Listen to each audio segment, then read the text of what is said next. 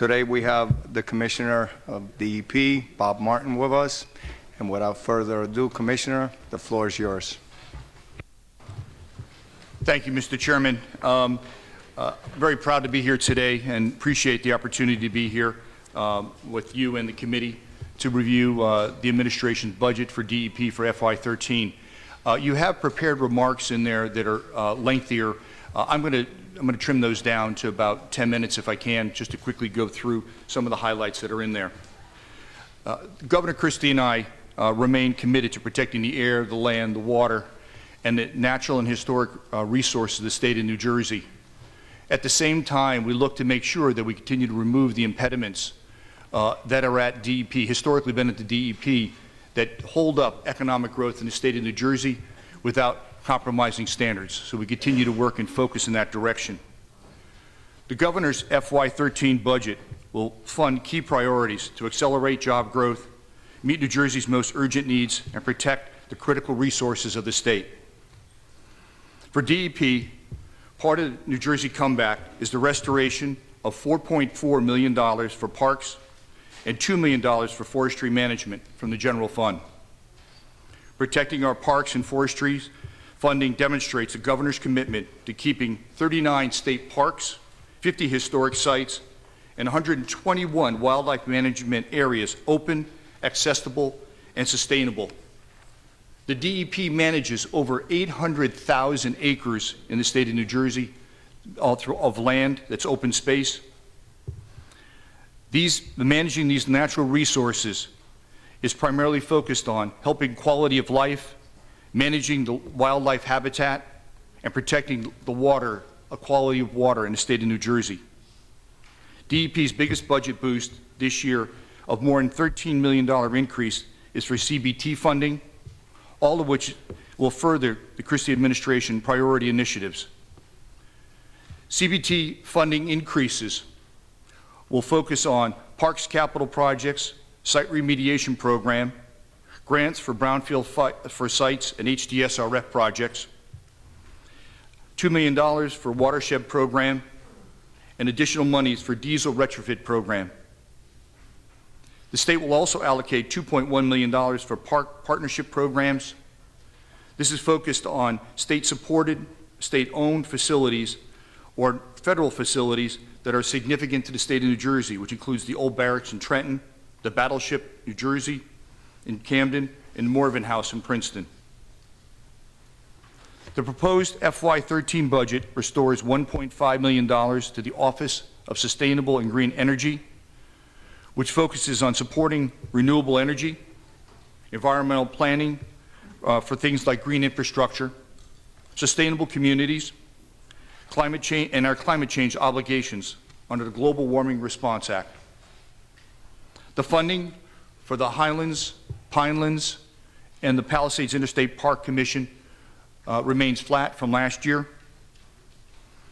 There are also some reductions in contingency funds that have been moved to the general fund, as well as some small reductions in operating funds for the DEP. Based on attrition and operating efficiencies, our overall staffing for the DEP will go from 2,877 to 2,782 for FY13. At the same time, we continue to backfill for critical roles such as forest firefighters, park police, conservation officers, radiation safety, and fish and wildlife personnel. So we continue to make sure we protect the state of New Jersey. Key achievements and priorities. There have been several over the past 2 years. Transformation and culture change, which you've heard me talk about the last 2 years I've been here, are well underway at the DEP. I'm very proud of my team at the DEP. The team of professionals have focused on stepping up and embracing change at the DEP. Customer service has been the cornerstone of the work we've done over there, with 99% of our people trained in customer service. I'm still hunting down that 1% somewhere. Transparency and predictability in decisions and actions are also a cornerstone of what we have. Stakeholder involvement has been extensive in everything we do, from regulations to policies and everything we focus on. We're expanding and improving internal and external communications, and continue to use our website to provide additional information. Regulatory reform is also another cornerstone. We're doing systematic review and prioritization of the rules. We're streamlining the administrative processes and simplifying and making standards, the standard terminologies and consistency across multiple rules. We're developing more rules, more permits by rule, and creating new general permits instead of individual permits. We are not changing environmental standards in all those reviews. We continue to leverage IT and e-permitting. Again, the more we can leverage IT, the more we can provide better service to the constituents who come to us to use and want permits and all other information. Under our environmental accomplishments, under air, our approach continues to be for the administration to take legal action and administrative action to reduce air pollution from out-of-state coal-fired plants that cause significant air pollution in this state. This includes the action which we won last year against GenOn coal plant right across the river in Pennsylvania, in Portland, Pennsylvania. That plant, based on the 126 ruling from EPA, which we won, they must cut emissions by 60%. That plant's been running for 50 years. It's the first time they're now being required by EPA to cut emissions by 60% by the end of this year. At the same time, GenOn has just recently announced that they will close that plant in 2015. Again, actions that on our side that have forced that. We've also gotten cooperation from Covanta to put Baghouse on the incinerator in Essex County. Again, a major win. And the governor also signed executive order to set up the pilot for diesel retrofit for offshore construction equipment. On the waterfront, the governor and I are committed to protecting the clean water throughout the state of New Jersey. Protecting drinking water from Marcellus Shale drilling over in Pennsylvania and New York continues to be a priority. From the Delaware River, New Jersey receives about 25% of our drinking water. The governor and I are committed to protecting that water supply under any means from regulations. We continue to fight for the cleanup of the lower Passaic River through primarily litigation. But at the same time, good news on that front. The first phase of that cleanup has begun. It's good news, but there's a long ways to go. The governor's pushed forward Barnegat Bay and made it a priority that we bring back Barnegat Bay. Barnegat Bay has been dying for the last 50 years. We're now at a time where the governor's pushed forward a 10-point plan, and we continue to focus on that. Part of that plan this week, on Wednesday of this week, will be Barnegat Bay Blitz, Part 2, where we'll have over 1,000 employees from DEP cleaning up Barnegat Bay, pulling trash out of it. We expect to have over 5,000 volunteers joining us on that day as well. We continue to focus on the quality of our beaches and our ocean water. The governor has said no to offshore drilling. He has said no to offshore LNG facilities and projects. Last year, the beaches of New Jersey were open 99.8% of the time, which is excellent news. Second only to New Hampshire, which only has one beach. Solar. We continue to commitment to renewable energy in this administration. New Jersey is #1 in commercial installation of solar installations, and we're #2 to only California for residential and utility installations. As of March 31st, New Jersey has more than 15,000 solar projects totaling 730 megawatts of power statewide. Another 4,000 projects totaling over 500 megawatts is in the pipeline today. That equates to 3,000 jobs. On offshore wind, New Jersey continues to lead the nation in developing offshore wind projects. The BPU continues to work on the regulation of the OREX regulations. By this fall, we expect that the Department of Interior to have offshore leasing process in place for New Jersey. We expect this to be a very strong economic boom for New Jersey long term. We've laid out at the DEP 5 major goals for the next 2 years and taken a very holistic approach to how we're going to focus on the environment. Goal 1 is to look at a comprehensive regional environmental management. This will be linked to the state strategic plan. Our focus is to make sure that from a comprehensive basis, we're not just looking at economic growth in the state, but we're also looking at how we preserve and protect open space, natural resources, and water, and looking at on an overall regional basis, not just on a very local basis or a lot or block basis. The second major goal deals with Barnegat Bay. As I mentioned before, it's a major achievement in this administration, but we're using that as a model, not just for Barnegat Bay and cleaning up Barnegat Bay and saving the bay, but also for other water bodies across the state. We see that as the model we want to work with going forward. Goal 3 deals with protecting and restoring overburdened communities. We're looking to develop a cumulative impact method. We believe it's our moral responsibility to work with overburdened communities. One piece of that puzzle will be focused on a cleanup of contaminated sites in urban areas, making them available for economic development, and improving the quality of life. Goal 4 will be sustainable parks. The governor made an announcement in November. We're going to focus on the parks long-term to build a sustainable financial plan where parks will continue to help pay for themselves more than they ever have before. Over 19 million visitors a year use our parks on an annual basis. It's a big piece of our tourism industry in this state. We want to ensure that we have affordable and memorable experiences for our families in the state of New Jersey.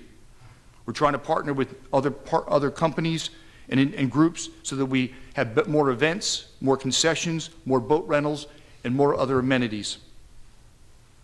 We want our people in the parks to focus on the stewardship of those parks, not just on the financial piece. The last major goal deals with strategies for clean energy and renewable energy in the state. We want to continue to accelerate our transition to clean energy economy and continue to focus on renewable energy. In closing, I want to summarize the governor's budget for DEP. Number 1, it focuses on the protection of critical funds for parks and forestry. Number 2, there's funding for sustainability and green energy programs. Number 3, there's a big boost for CBT funding to support key goals and priorities such as Barnegat Bay, capital projects for parks, diesel retrofits, and a cleanup of contaminated sites and brownfields. We have a very full agenda. We continue to transform the DEP. That will be my commitment to make sure that we're responsive to all who come to DEP, all who call DEP. And again, the governor and I remain committed to protecting the air, the land, the water, and the natural and historic resources of the state of New Jersey. I thank you for the opportunity to be here today. Look forward to your questions. Thank you, Mr. Chairman. Thank you, Commissioner. A few items, and to start, in this year's budget, in the budget brief, it actually on page 108, it said that the department, through installation of efficiencies, had cut down about a little bit over $1 million. Can you give us a description of what those efficiencies were? Yes. There are numerous items that were in those areas, and what we did is we went through and looked at how we can improve and leveraging technology in those areas. So we're using more online activities. So the areas include, in the air permitting area, we've saved $90,000. Solid waste, we've saved $60,000. So they tend to be small dollar items. We looked at where we had redundancy of activities and processes, and we could leverage technology. In the water supply area, it was $200,000. Management and administration, $190,000. Land use planning, $120,000. Pesticides, $160,000. TCPA, $100,000. And lab certification, $40,000. So what we did is all those areas cleaned up, fixed processes, and then leveraged technology to do it better, basically. So these were efficiencies that the cost savings will be an ongoing. It's not just a one time? Yeah, it's ongoing, yeah. So it's taken to this year, but ongoing in the future. And Mr. Chairman, that's part of the whole transformation effort, was to look at how do we continue to create operational efficiencies in areas so that we continue to prioritize things on an ongoing basis. Okay, thank you. I want to talk about, you've implemented recently a waiver rule that will give you the authority to waive rules that actually within your department were set up as safeguards. Can you give us some details on this waiver rule? Absolutely. And thank you for asking that question, because there's been a lot of misinformation put out about the waiver rule itself. I mean, the waiver rule, the genesis of the waiver rule came from significant input from individuals, from businesses, and especially from local governments, where we have very little or no flexibility in a lot of the regulations we have in the state of New Jersey to do very simple, common sense things. So that when you have the name the waiver rule, and I know sometimes it's a bit of misnomer, it's not waiving a overall rule. It's on an application by application basis. And so an individual has to apply for a waiver of a specific regulation on their application itself, or a portion of a regulation. It provides us more flexibility.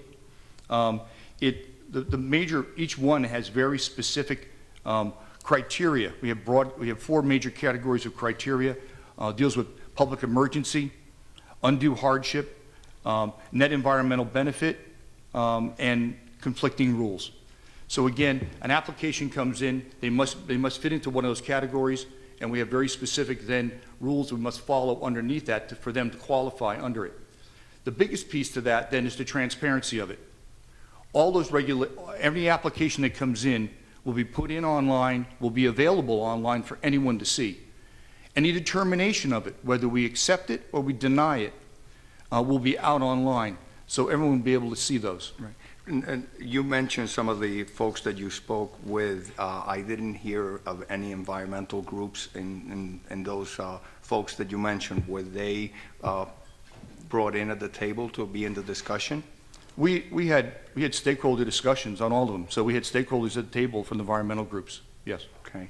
And I wanted to ask you. You said that it will be transparent. You said it'll be online, so you'll be able to track it. Will there be any public input or any discussion on these waivers? No. No way. Okay. And how did you find the ability to be, statutorily to be able to waive some of your own rules? Do you think that that's something that your department has the capability of doing? Well, from the part of our, very clear part of our what we're put in place, you can't waive a law. It's regulations. These are regulations that the law allows us to do it and allows us to put flexibility in our regulations. We're just doing it in one fell swoop. We could go in every single regulation, open it up, and put in a provision on there. Some of our regulations already have hardship waivers already. We decided to go with one blanket, one across all of them. But doesn't that leave it to scrutiny that, who making the decisions, and why not have a set specific rules if you're going to be able to deviate sometimes from it or not? And you said you may approve it or may not.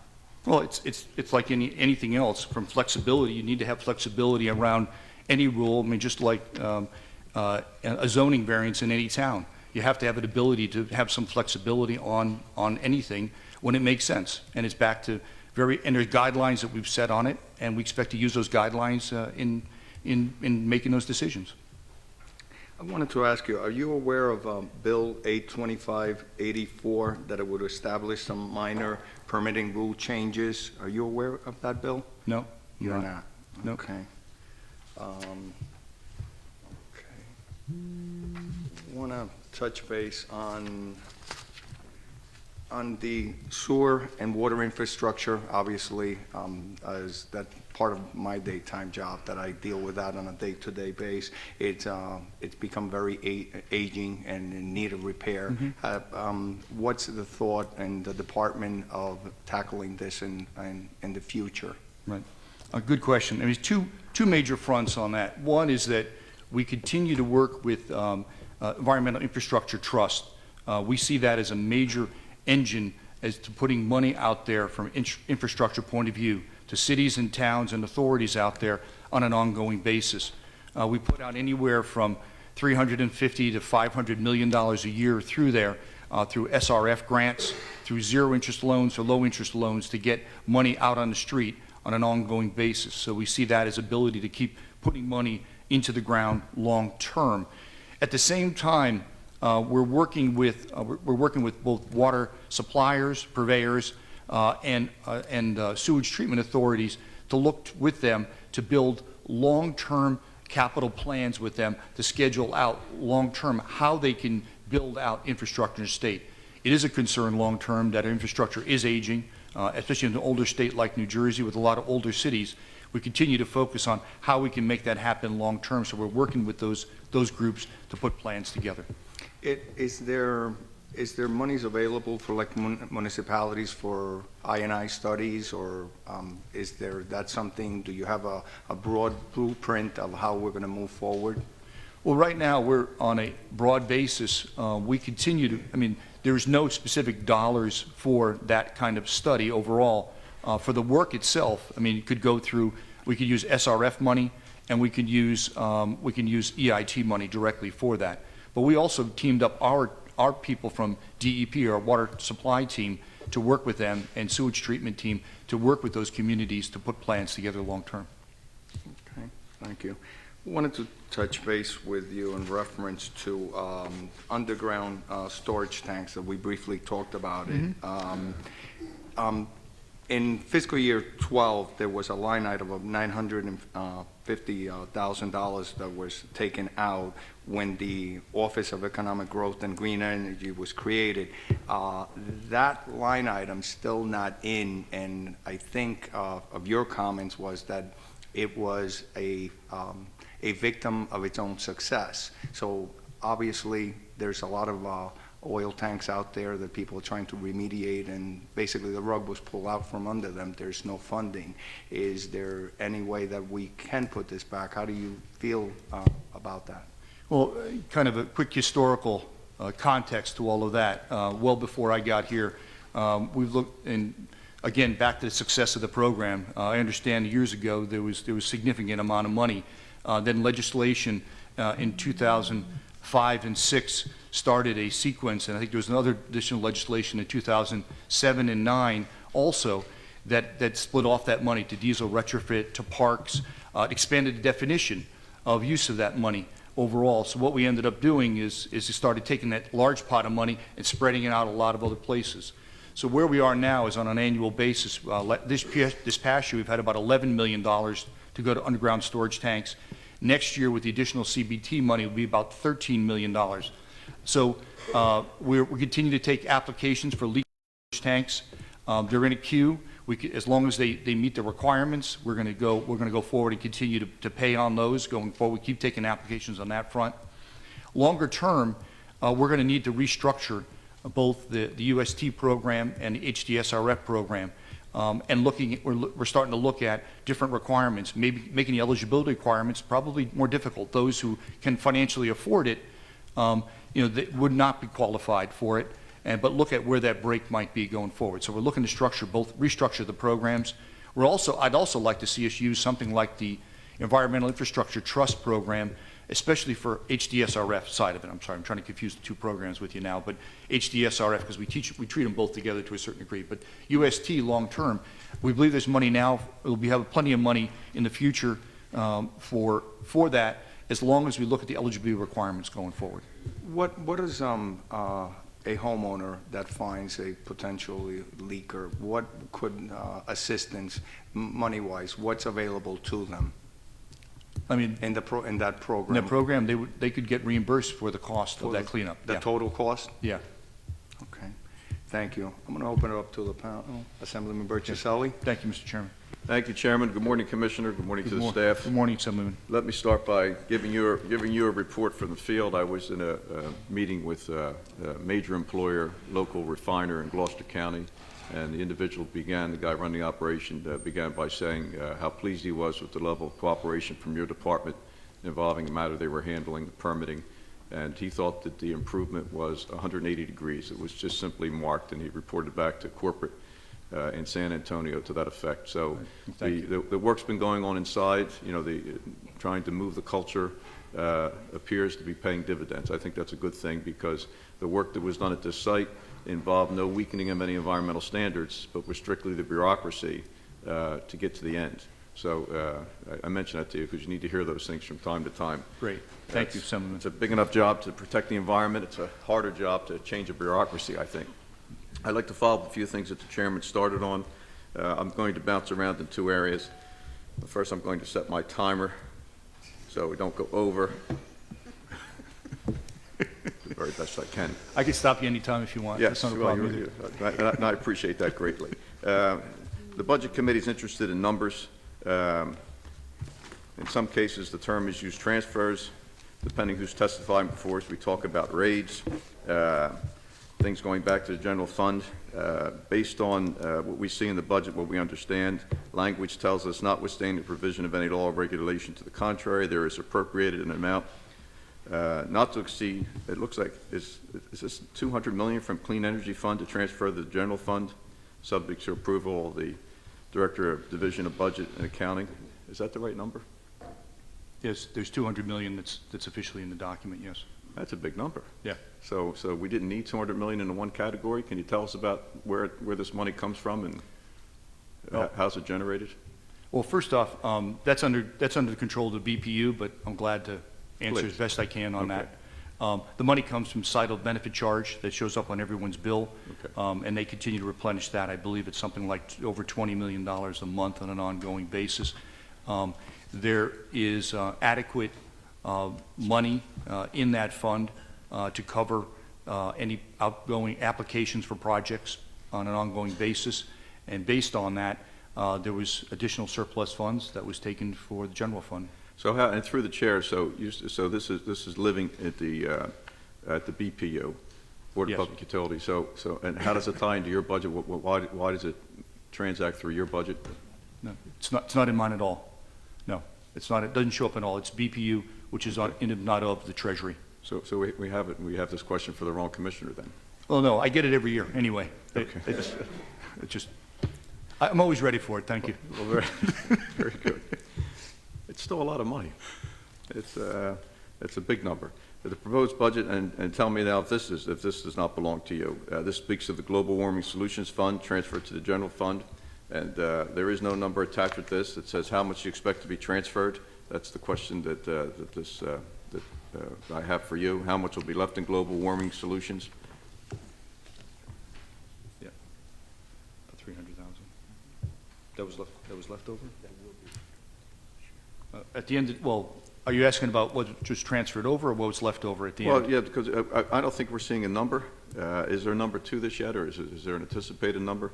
The language is reading, notwithstanding provisions of law, there is appropriated the available balance from Global Warming Solutions funds for transfer to general funds as state revenue. So I don't think we're seeing. Yeah, there's a dollar amount of $473,000 that was left over from the funds from the Global Warming Solution Fund. So that's the Reggie money that was left over that's transferred over to the general fund. That was the remainder of the balance that was left there. So that'll be a one-time through the chair? One-time move, and that's it. We're now out of Reggie, so there will be no more funds coming in from that. Okay. And then what I think, for clarification, there is $10 million from the sanitary landfill contingency fund. This seems to occur from time to time. Would you care to speak to that? Sure.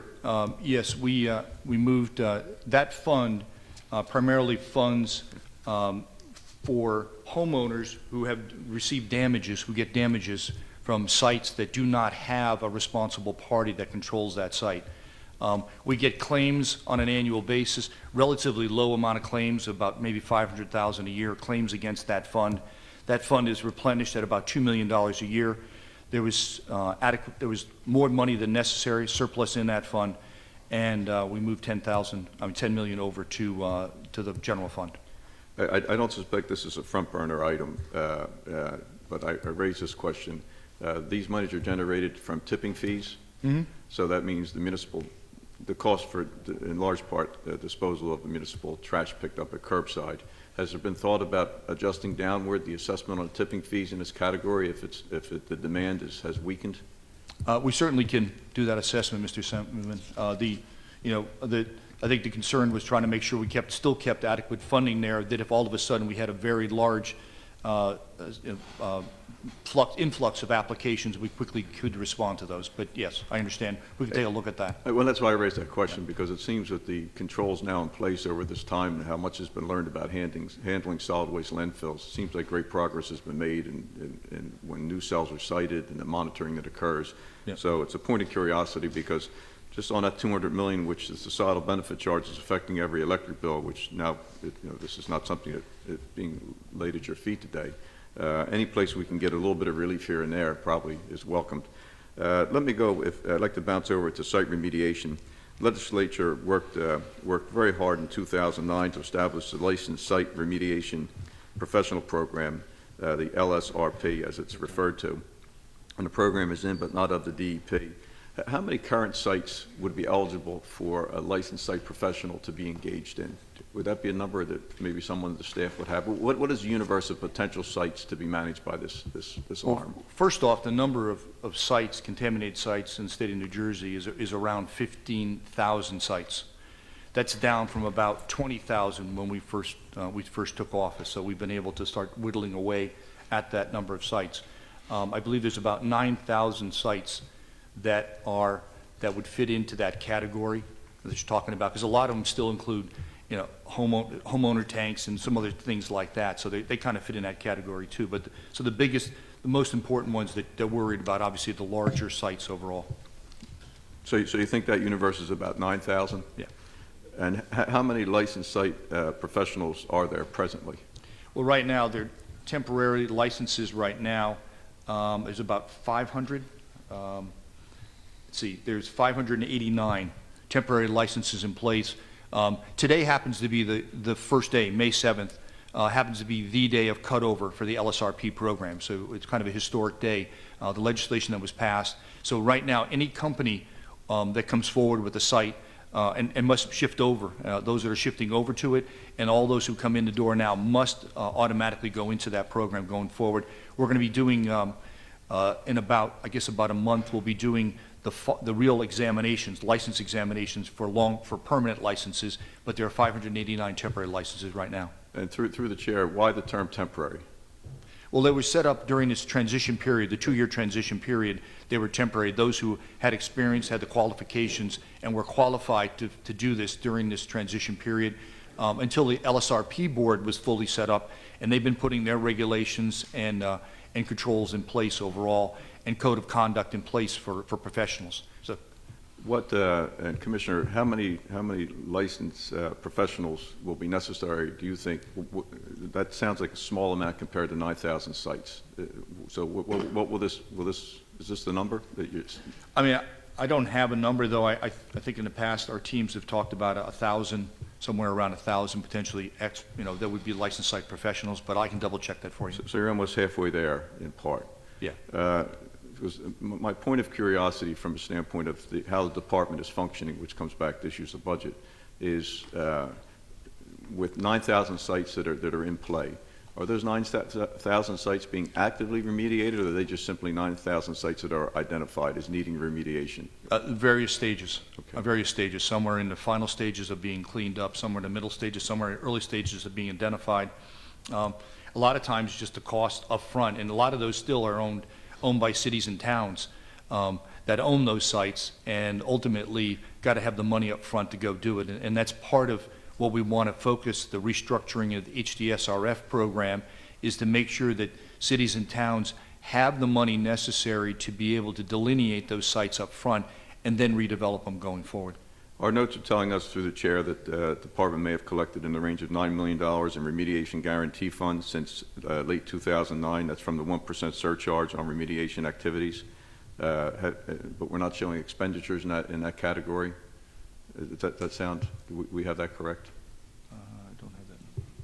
My notes go on to say it's statutorily dedicated to financing public cleanups and community grants. And the question that I would have related to that is the department prepared to enforce the provisions with responsible entities in light of the fact that there may not be enough licensed site professionals around? I mean, On the last part of the question, I mean, we expect we're going to have adequate licensed site professionals. I mean, that is no problem. We've been tied into that, to the engineering community and the professionals who want to do that. So we believe that there's clearly an economic incentive for them to want to do that going forward. So we're going to be, we're comfortable with that going forward. And how about the money collected so far? The money collected, originally, Dave here tells me we have $5 million of that comes from a bond money. Okay. 86 hazardous discharge bond fund, and then $4 million of fees, ongoing fees that come in. And how's that money going to, how's that money spent? How does that money, Well, now that you have it, how does that money spent? Hold a second. All right, it's just come in this last year, so it's not been spent. That's not part of our ongoing expenses right now. Okay, so that continues to sit and wait to be appropriated at a later time? I'm not sure of that, Assemblyman. I can follow up on that. I'm All not right. sure of the answer on that. A couple of provisions within the bill, as you recall, we looked at Massachusetts, a lot of work done in that area. And one of the provisions was the availability of a self-guarantee mechanism. It was an element that the regulated community felt was very important. And so we, in fact, written into the law, the department may require the person issued a permit pursuant to the section maintain insurance. But now we're being told that in the proposed rules for the licensed site professionals, the department has excluded the self-guarantee mechanism. Is that in fact the case?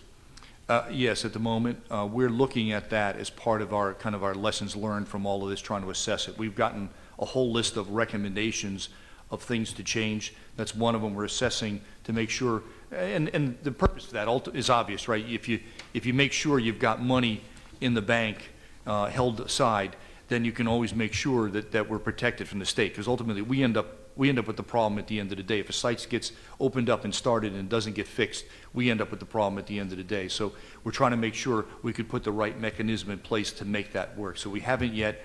We're looking at that now. And will that, and through the chair, when you look at those kinds of recommendations, will this come under this waiver policy that you're No. structuring, or will you go back into the rule? No, we'll go back into the rules themselves. We have two sets of categories there. One are the technical guidelines, and then the regulations themselves. So we want the full program running full tilt for 1 year. So starting now till next year, we want to see it running full tilt, and then as we go along, we're going to continue to get lessons learned, and then come back and reassess what do we want to change at that point once we've got a full year under our belt. And recognizing it's still early on and continuing through the chair, by not allowing that guarantee, that self-guarantee program, so that's presently set aside for this first year, despite despite the law saying that it should be there. It's set aside for right now. Yes. And is that I mean, should Well, that, we're just trying to. I mean, we wanted to have a program in place that proved that it worked at this point in time. And there's still a lot of gray areas of how do you make that work, and we felt like at this point in time we were going to require everyone not to self-guarantee, but to follow the rules under what everyone guarantees, and then we would find another way after that. and I don't. It's not my intention to be argumentative about it, but we wrote the law, and legislated the law for a specific reason, particularly in that area. We thought, as a legislative body, that as we move that to you, it was important enough to cite it in the law that way. And I think it would be our opinion that we would like to see this test year run with that provision allowed. But that's just part of today's conversation. It's there for a reason. Clearly take it under advisement and see what we can do on that front. In some of the budget language, I'm checking my time. I want to go about another 2 minutes tops. In checking the budget language, there is under administrative and support program, there's new language replacing deleted language that allows, notwithstanding provisions, which of course is always a language, that opens from the amounts herein appropriated from the Hazardous Discharge Site Cleanup Fund and from New Jersey Spill Compensation Fund. Such sums as necessary are appropriated for costs associated with the administration and support program, subject to the approval of the Director of Budget, Division of Budget and Accounting. Your notes tell us that you expect to spend about $767,000. But the appropriations from which these funds could be transferred under the language total is at least, could be up to $34 million. Your answers, the department's answers does tell us you don't expect to utilize but $1 million of that, but the language theoretically, and could give you up to $34 million. Would the department object to tighter language in that area? Is that the one you disagree with? That's on page D118.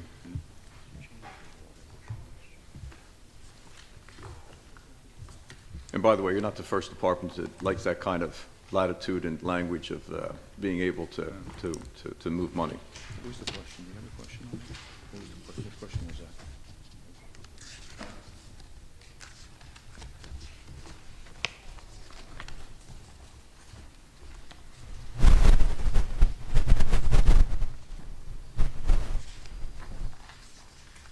If you know the answer, you can give it just in general. If you want to give it. You can come back, Commissioner. Yeah. You can come back to that later on in your testimony today with Yeah, other members. No, there was, I mean, I know, go back to the answer in the response.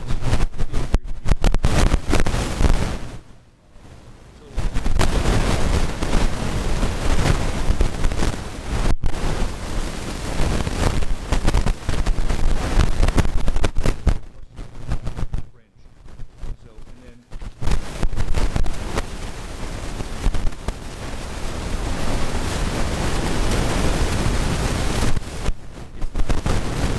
that is on originally on that. It was asking for up to 34 million. That was neither the language nor the intention. So Oh, no, I think the assessment that was done on it was incorrect. Well, that's why I through the chair I raised that question, because I have both of the department's answers, and Right. you're not asking for 34 million. My question.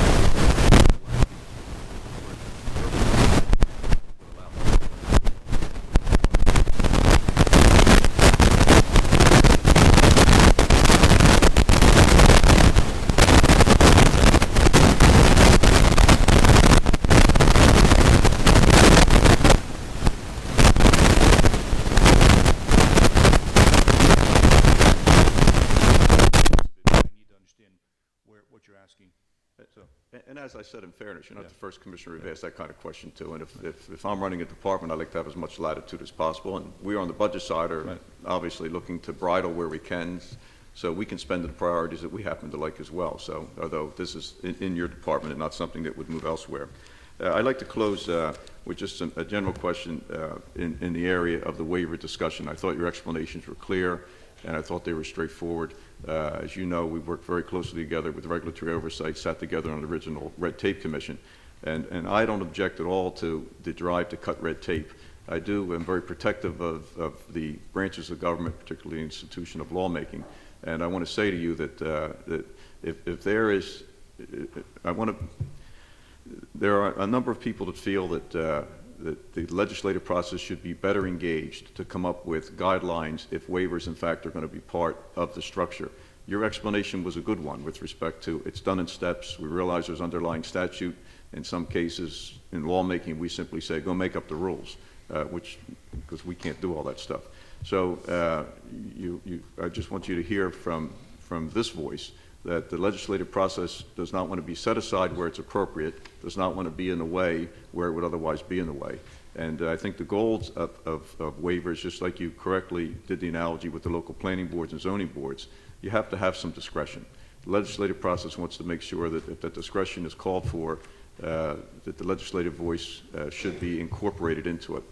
We hold public hearings, we have a process, and we don't want to be set aside where the legislative process should be engaged. So we're very interested in how this waiver is going to unfold, and if there is a legislative voice, there was a bill through the Assembly that would say that it is not, the department doesn't have the right to do waivers to the extent you're saying, and I don't know that that discussion's been fully had yet. So we hope you'll recognize there's an open door to work through this. I think it's a good pursuit. I don't know that the legislative process is needed in some cases. So we may be talking more on that part.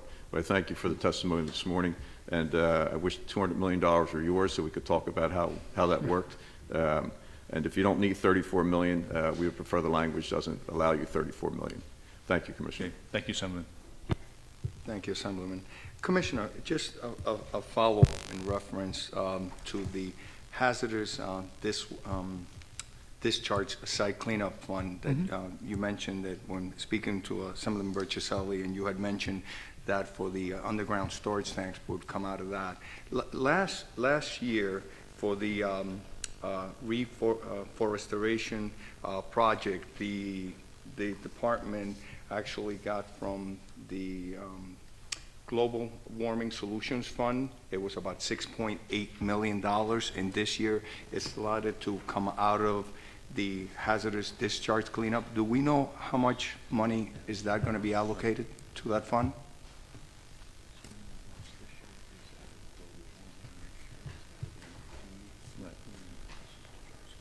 Right. Yeah, I mean, that's back to the no net loss, replacing of the trees for no net loss, and it's coming out of no net loss. The Global Warming Response Act money is going in there this year. The current budget. Current correct. budget year. Next year, a portion or most of that's coming from NRD monies for trees, the replacement of trees on it for next year. Okay. None of it is coming from the hazardous discharge? No. No, okay. And do we know what amount of money that's going to be? It's going to be allocated for the replanting of trees? 6.8 million. The same amount again? Yeah. Okay, thank you. Assemblyman Singleton. Thank you, Chairman. Good morning, Commissioner. Good morning. Commissioner, just a few questions, if I could. One of the ones that I struggle with, and Assemblyman Bertucelli sort of alluded to it, has to do with the process of regulation and moving things forward. And it's difficult because with someone who's in charge of the environment, you also have to balance economic concerns along with that. So I'm sensitive to that. But I wanted to ask you, with respect to air permitting, currently, are we caught up on our permitting? Are we in a is there a backlog? Where are we at with respect to air permitting through DEP? All our permitting is pretty well caught up across the board, unless there's something specific that you know about that's caught up out there. Occasionally run into specific issues, but in general, across the board at DEP, we're pretty well caught up across the board. I mean, meaning on a timeline. Sometimes we end up having to give temporary permits that carry on for a while, so I guess it tends to be on a very case-by-case basis. In some cases, there's challenges. All right, Commissioner, and I apologize because I'm really not trying to play like gotcha, anything like that, but I had a couple companies talk to me specifically about how DEP has that data miner system, so folks sort of know where they're at in the process. And everyone tells me that there's a significant backlog. There's probably, at least on the notes that I have here, 8 to 10 permits that have been backlogged for more than 5 years. And currently, the average time most permits have been backlogged is 615 days, which is basically a year and 8 months. Now, I know you're talking about summer temporary and how that process works. Is there a reason why the system would have something different than what you're just saying? Again, I'm not trying to be cute. I'm really just trying to understand this process. I need to look at those specifically because, as I described, that there are specific cases out there where we give a temporary permit and there's issues with those permits, and we try to work with the companies rather than just issue it. We want to make sure we're clear in solving the problem without closing up the company in a lot of cases. Some cases, we leave those open until we resolve all the cases on it. As a general rule, when somebody comes in, we put it on a set time frame, and we try to manage all the way through it. So I'd have to look at those specifically and check those numbers for you, Assemblyman. So, Commissioner, so someone that gets a temporary permit, the way you do your system, they're still counted as on the list. They wouldn't be quote unquote done just because they got a temporary permit. They would still be on the list. Or they're under their old permit as an Okay. ongoing basis. They had their old permit, it was there, and until we resolve some of the issues, we allow them to operate in some cases. Okay. So, yeah. I'm sorry. As I was then continuing further, because I was interested in that issue, and it was raised to me that there is a environmental, environmental management accountability sort of reports that come out. Reflects back to this old law, former colleague of this legislature, Senator Assembly Speaker Joe Doria put in place. I was unable to find, when I was looking for it, at least the reports for the last couple years. Is that something you can provide to us here because I know that process was supposed to sort of streamline how that works. I know it's in statute, but I couldn't find it when I was going through the website and doing some research. Can you send us the last couple years at Sure, least? absolutely, Okay, absolutely. great. I mean, Assemblyman, there's, not to that question, but there's, right now, we're going through a review of all the reports in the past that have been requested from the legislature. Some of those go back and have never been removed, and quite honestly, we don't even looked at anymore, so, Sure. but we're glad to get you all the reports necessary. Yeah, I'm specific about that one because it relates. I know we're done with this permitting, the air permitting, et cetera.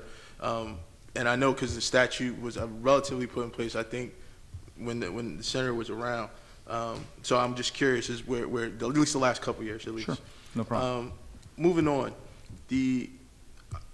I have a lot of local businesses in my community that talk about the environmental fees and various taxes and et cetera that are associated on that. And without getting into a philosophical sort of debate about it, how do our environmental fees compare to our neighboring states?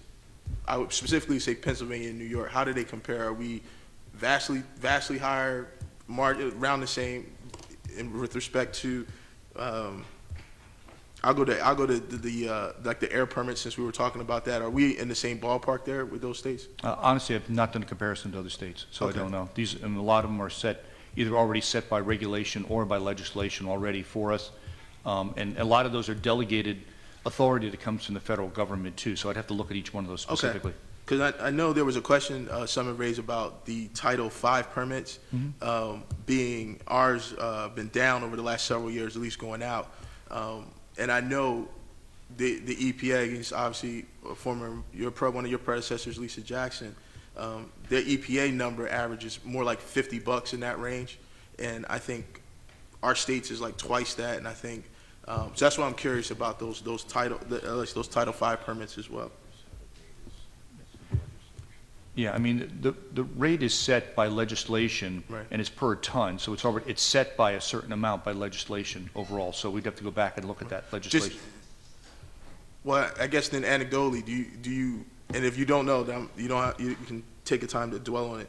Anecdotally, do you think that then our price per ton is priced adequately, or do you think we're, well, I guess you wouldn't know until you had a I chance to don't look know at the compare. comparison. Let me go Never mind, I'm compare sorry. and get you back to you, so I'm sorry. I'm glad to discuss it with you, though, not a problem. Okay. The data that I have here for the state parks, it estimates that there's probably about a 300,000 so increase in revenues. Is that accurate? Is that accurate or so? 300,000 for this year? No, well, I had, it goes up to, I think, what's my number here? I think it was 1.7. I think it goes up to 300,000 equates to that.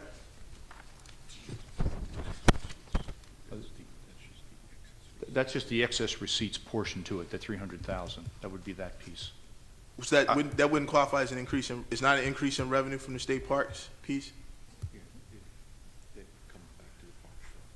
Commissioner, Yeah, it comes- Commissioner, if I may Yeah. interrupt, I believe the evaluation data for state parks is 7.7 million in revenues. Yeah. It's up only by 300. Is that, I think, maybe? Yeah, what- thank And you. that's right, that's correct, I'm sorry. So That that, piece is I'm sorry, correct. I misspoke, forgive Yeah, me. okay. So that's an increase in revenue from the state parks?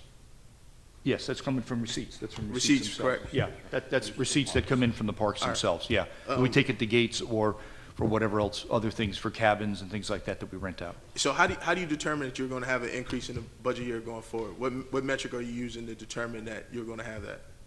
Well, we used, there was we had some projections of some slight increases this year. Okay. We made some increases on cabins and for some out-of-state uses of certain facilities.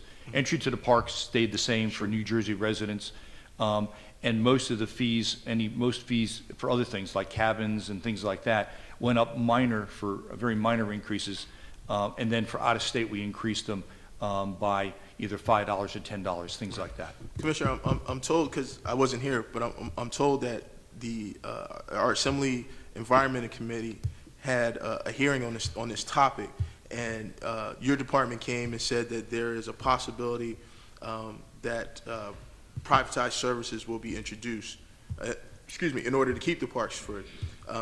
Is any of that attributable to the expected increase in the 300,000, these potential and privatized services? Well, first off, we're not privatizing anything in the park. There's Okay, no great. privatization of it. Now, are we using other vendors. We'd like to use additional vendors, like we do in parks now. We have hot dog vendors and people like that to come in. We wanted to expand the use of vendors to provide additional services in the parks overall, or to put additional dining facilities or manage events. So if you're going to have a wedding at at Ringwood or something like that, somebody would handle that, and the state would then get a portion of that every single time. Oh, okay. That's what we're talking about. The parks are entirely run by us. We're not replacing maintenance personnel, people who run the parks and all that. It's just bringing in outside vendors to provide more amenities, which makes it a better experience, and the state gets a portion of that income. Okay, well, that's good to hear as well. My dad is a huge Yankee fan, and it was funny. And I like going to Yankee Stadium with him, but I don't like paying like $8 for hot dogs and $10 for hot dogs either. So I'm hopeful that the vendors we have, and that too. I hope our vendors won't be. I think how do you determine to make sure that folks are being judicious in their costs and not, able to ratchet up their prices? Yeah, any contract we do, we'll set the rates. The state will set the rates ultimately on Okay. that. Yes. So. My last question, Commissioner, thank you for your indulgence, sir, is with respect to the Office of Climate Change. And I wanted to ask you about that because I know a few years back the direct state appropriation was eliminated for the office, and the governor made the decision to pull New Jersey out of RGGI, which is my understanding was also one of the primary funding sources. So I'm trying to understand how that office is funded now. For this year? Yes, sir. Past year? Yeah. This year, moving forward, how is the office going to be funded moving forward? Right. Moving forward, it's money coming from the general fund. That's an increase of $1.5 million from the general fund for next year.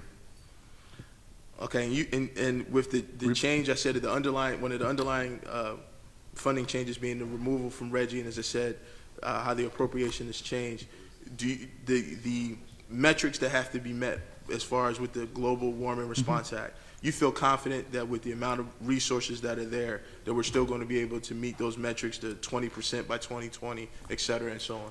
Yes, Assemblyman. In fact, we already meet the 2020 target under the Global Warming Response Act, and that's what that whole team does. Besides, they focus on renewable energy. They work with the sustainable cities. They work on green infrastructure. And a big piece of that is making sure we are complying with the Global Warming Response Act and putting plans together for 2020 and 2050, the two major target dates that we're working on, and building activities up around what we're supposed to do from a state to address those. And Chairman, as a last piece, not as a question but more as a comment, I echo the sentiments of Assemblyman Berzicelli. The Commissioner and I are working on a very delicate issue in my district, and has been responsive to try and address those needs. I'm hopeful that process will continue and that dialogue will continue to be in a positive way. So thank you, Chairman. Great. Thank you, Assemblyman. Appreciate it. Thank you, Assemblyman. Commissioner, just to follow up, and I don't want to sort of keep beating the same horse, the hazardous discharge site cleanup, and to my question, based on your commentary that we went from 20,000, we still have about 15,000 sites, and obviously the underground storage tanks, remediation for those projects is so important. And I had asked you the question in reference to the replanting of the trees. And the FY13 budget on page 130, I believe the line does say it comes from the hazardous discharge cleanup, and that was a question that came from OLS. And it actually said that since the Global Warming Solutions Fund was no longer there, it's actually being tapped from there. So why are we taking money, like $6.8 million, which we still have so many sites for cleanup and the underground storage program, tanks, that we don't have the funding for that, and took a line item out of that last year of the $950,000, do not have replenished it this year? Why are we taking the money from there?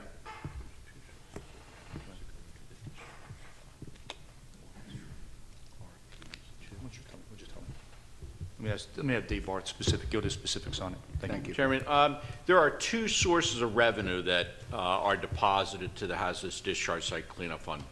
One of those are the direct billing and cost recoveries from responsible parties. And that fund then in turn supports part of the administrative activities of the site remediation program. And that's the $24 to $28 million that is appropriated and has budget language that directs that. In addition, the second source of revenues deposited to that fund are from natural resource damage recoveries that the department will go after the responsible parties. Those monies are then appropriated back for the restoration of damaged natural resources. The budget language in fiscal year 13 includes using at least $6.8 million of those natural resource damage recoveries for the meeting the state's obligation under the no net loss settlement. Okay. So we are taking it, but it's from that natural recoveries. Right. Portion is what you're Yes, saying? it's Yeah, and one of the things that, and I do understand, but obviously this is something that wasn't damaged. This was something that was set in place, that it was supposed to be replacing trees that were being taken down. So it's not from natural disaster. Wouldn't that make it sort of like a different type of usage for this fund that is not really allocated for that? Well, I mean, you give the original. There's one point of clarification, and I'm not sure. The terminology or the name of the fund becomes confusing. There are two funds that are out there. One is the Hazardous Discharge Site Cleanup Fund, which was established back in 1985, and that is for the deposit of recoveries from responsible parties and the recoveries under NRD. There is a second fund that is called the Hazardous Discharge Site Remediation Fund. That's the HDSRF that is referred to often. That is the fund that is managed by EDA, and that is the fund through which that portion of the CBT revenues dedicated to brownfields would be deposited. Right. So I'm not sure. Yeah, no, what I'm trying to do is make the argument, because if we have such a need for cleanup sites, why are we taking it from this? And now I believe the replanting of all these trees was from the large projects on the turnpike. Yeah. And didn't they pay for that already? Wasn't that amount already allocated for these trees? Was that money used for something else, or was it set aside? No, that was part of tough decisions we made in last year's fiscal year on that, decide how we were going to spend that money. And we decided to make tough decisions on that stuff, on that year. That's why. Okay, so you use the money for Yeah. other reasons. So what I'm looking for, wouldn't there be any other places to draw that amount to, pay back the replanting of the trees and not take it from these sites? Because obviously, 15,000, I know we've gotten better, but I think there's still a long way to go, that these monies are out there, especially for the underground storage tanks. I know that there's a lot of folks that reach out to me on a daily basis of what can they do when they find out that they have a potential leaker, and then now it could cost a lot of heartaches for them and their families with the cost involved. I mean, I hear you. Right now for next year, we have $13 million. We hope to be able to get through a lot of those applications. And as mentioned earlier, I think we still believe that there are a lot of people that are asking for recovery that quite honestly can afford to pay for it, and they're just going through the fund on it. And we believe that we can change those standards and making sure we're getting out to the people who really need to be able to, don't have the financial means to pay for those cleanups, to get to those. Okay. Like I said, I just wish we can spend as much money as we can to doing those cleanups. So thank you for your answer. Assemblyman Chiusano. Thank you, Chairman. Actually, my question was on the underground storage fund, but you've just asked and answered, so I'm good. Thank you, sir. Thank you, Chairman. Commissioner. Oh, thank you. Thank you, Assemblyman. Assemblyman Cotino. Thank you, Mr. Chairman. Good morning, Commissioner. Good morning, Assemblyman. All right, just a few things. First of all, I want to begin by thanking you for your help with the Covanta situation in Essex County. And just out of curiosity, are the other incinerators in the state all up to date now as well with this technology? Yes, all the other incinerators are in good shape. This was the one, and the Covanta plant, I mean, just so we're clear, already meets its environmental standards, EPA and state standards. In fact, it's well below it. This was our concern about the community, the Ironbound District, Newark, the whole area, again, because of cumulative impact to the community, we felt it was absolutely necessary to go hard after them, and Covanta has been cooperative and worked with us on getting this done at the end of the day. Yeah. So, And in reference, to Newark and cumulative impact, can you discuss, I mean, Hess has had some issues now in central Jersey, and they have even an application pending, obviously, in Newark for a new plant. Can you, are you comfortable with, let's say, the standards that will be in place for Hess's plant up in Newark? well, I think what we're trying to do under any plans, or just in general, we're trying to make sure that we're working with the community on anything that affects the community itself overall. From any plant that would be put in the state now, and again, that plant is a natural gas plant, combined cycle. Again, those plants today must have the highest and newest technology for air pollution. So overall point of view, they have to meet those standards overall. Is there Woodbridge site? I mean, the issues they're having there, is this something that's, you're comfortable that can be fixed without, too much impact to the environment? Don't know about what you're talking about in the Woodbridge plant. I mean, they're building a new plant. They're looking to build a new one there, if that's what you're talking about, that one? No. They, Hess has some fines, I believe, somewhere in central Jersey. I thought it was Woodbridge. Okay, I don't know that for Okay, sure. But I'll follow up with that. Okay. All right, just staying somewhat locally, if you will, within my district, you mentioned the Passaic River cleanup. This budget calls for another $6 million, Yes. for the ongoing lawsuit. Do we have, I mean, is there an end in sight to that lawsuit? Because I think it's going to cost, we're getting to $30 million already. yeah, right now, we just crossed $30 million in costs that we paid out. It's been appropriated up to $36 million so far for that litigation.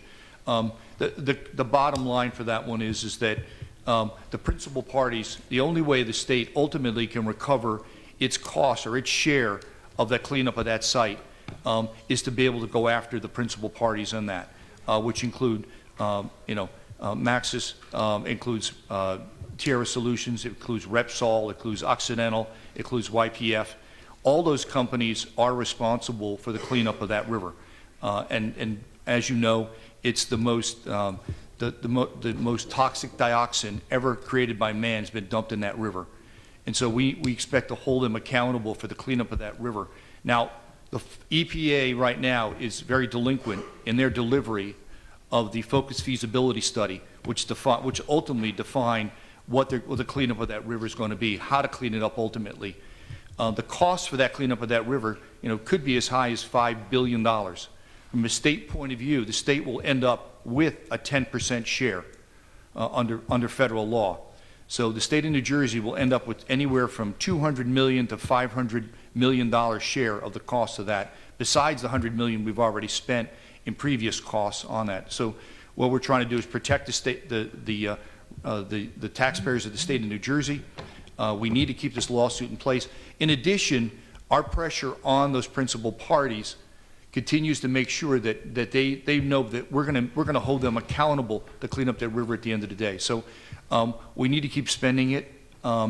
Is there an end in sight? We'd love to negotiate it and resolve it with them under negotiation, but as long as they're going to continue to litigate it, we have to continue to litigate it with them. And there's not a, and I'm not saying for us, obviously, to leave any money on the table. Obviously, we need to, idealistically clean the river as soon as humanly possible. And I understand it's a complex process, but we don't have, let's say, a general window without sacrificing our position. Are we talking 2 years, 3 years, or we're just not in a position to say? Not in a position to say, Assemblyman. I'd love to say it's imminent, but we'd love to resolve it with them as soon as possible. Honestly, I think it would be better off if EPA had, their record of decision on the books of what they were going to do, and we knew the ultimate cost. I think it then puts a lot more pressure on those parties, the principal parties, to have to go and move forward on this thing going forward. But that's been part of the delay on our part. But our court case continues to move forward, and we'd love to resolve that as soon as possible with them, but we will not give up our upper hand in the court case. And so, and as you know, with litigation, it could go on for a while, but we hope we can resolve it sooner than that. All right. Briefly on LSRP, because a few of my colleagues have touched on it. And you mentioned the EPA. There are some circumstances, I believe, with the Resource Conservation Recovery Act corrective action plans that the EPA is not accepting LSRPs. How are we going to address that? Because I believe the notes I have here, in rules, remediation rules that your department has proposed, somebody would have to hire an LSRP, but now the EPA will not accept the work unless it's a DEP case team. How is your department addressing that issue? So I don't know that that case. Right now, we're doing a cleanup of all the sites. We review all the documentation that comes in, or not all the documentation. We do a sample based on the legislation. There's a sampling that we pull of all those. We're viewing a lot more than the sample is even called for in the legislation, but the state is ultimately responsible to make sure that they follow the guidelines and all that, but I don't know that point, though. So you don't have any active problems, let's say, with the EPA in regarding the LSRP program? I don't in know. a more general Yeah. sense, without talking this specific remediations. I never heard of that to date. I'll follow up on it, but we've not had any problems with them about it. We continue to work with EPA well in the region, and I don't see a problem with that going forward.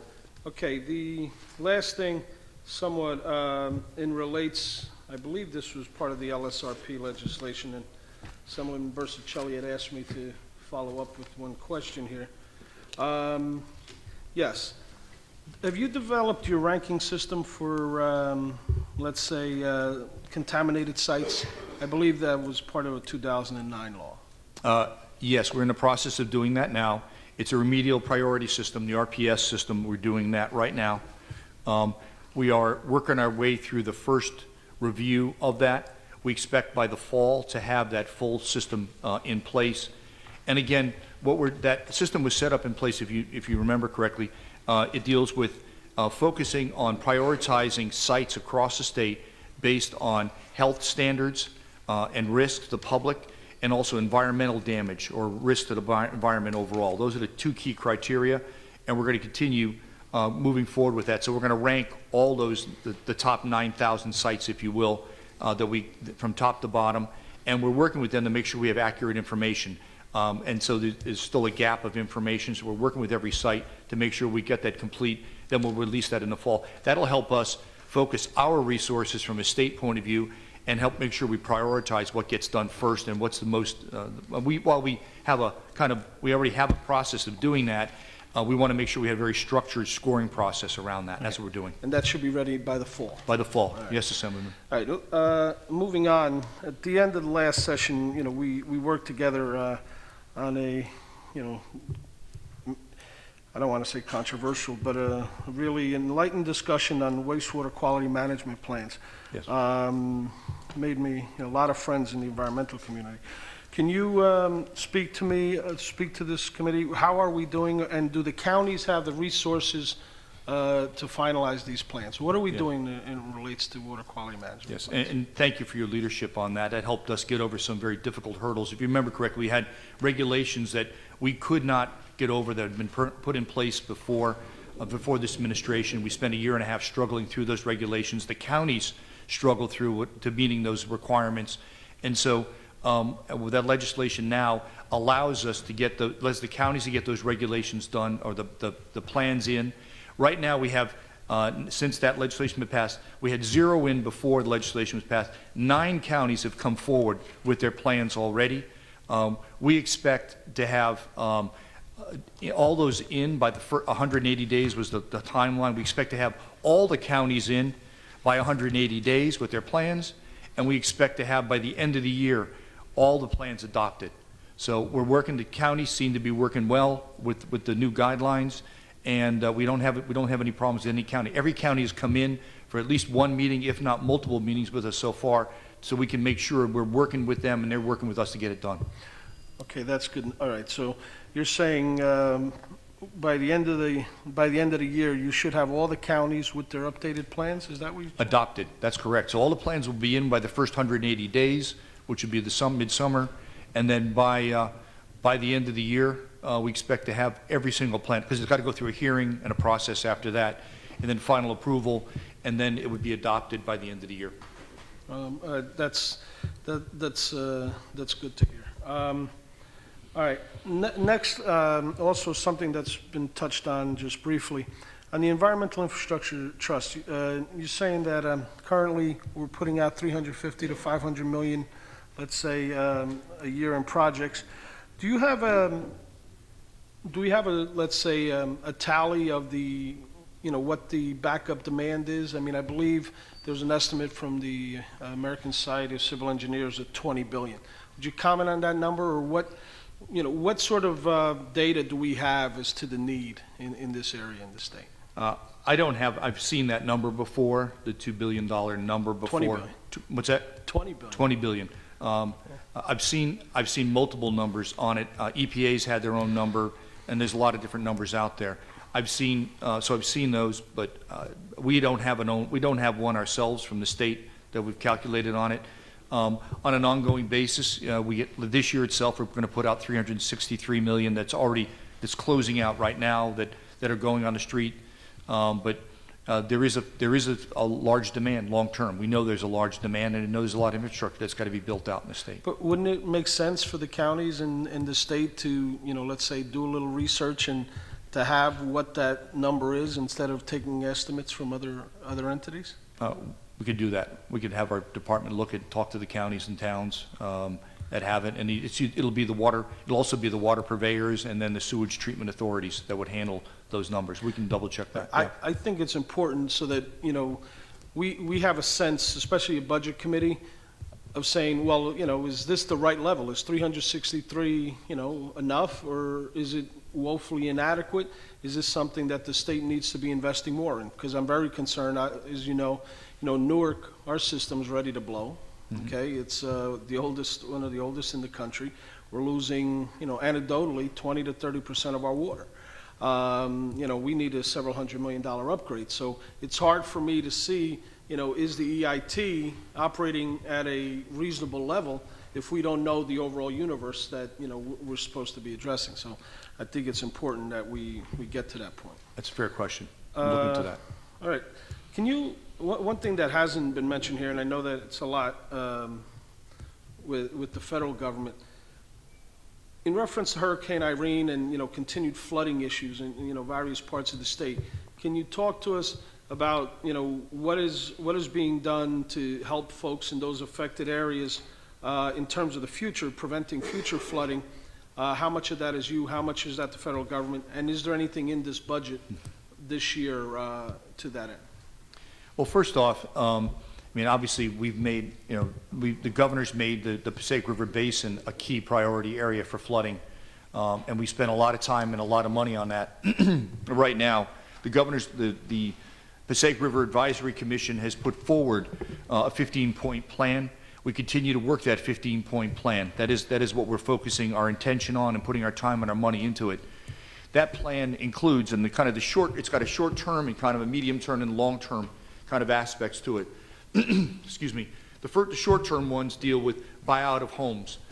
This year alone, we're going to buy out 540 homes, combination of FEMA money, combination of Blue Acre money, and also local money matched to that. So we're combination overall, that's what we're focusing on in the buyouts. In addition, there's about 106 elevations of homes that are going on at the same time. So while we know there's a larger pool of demand out there, on the short run, we're trying to make sure we can remove the homes and the families from that are right in the floodway or those in the very near flood plains to make sure we can address that long term. There are a whole series of other activities that we're putting in, everything from gauges to be able to assess longer term, be able to know ahead of time.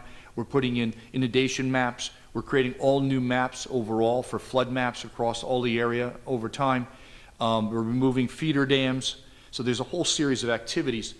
On the longer term, we're going to be starting in June with the Army Corps of Engineers, the longer term plans for things to look at. And those consider levees, flood walls, channeling.